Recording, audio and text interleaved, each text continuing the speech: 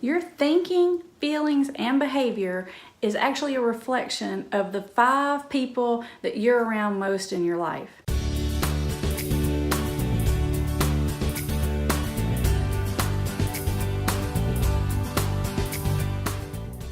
So being super purposeful about who you let in and who you put yourself around and who you spend time with is essential for recovery.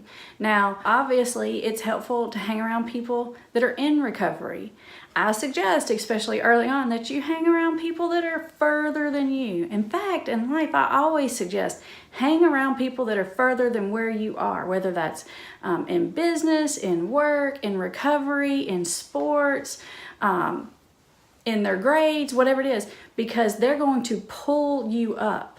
I know it's more comfortable to hang out with people that are either not doing as well as you, or they're right with you because you can identify.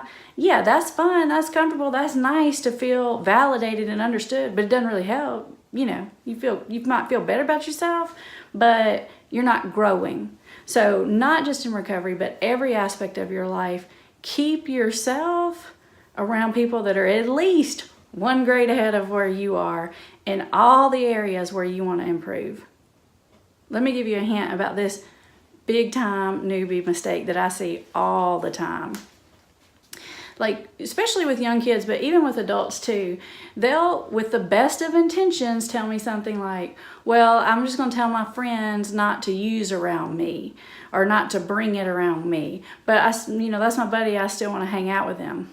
Well, there's some flaws in that thinking for about 25 reasons. A lot of them have to do with triggers and craving and brain stuff, all that kind of stuff, but that's for another lesson.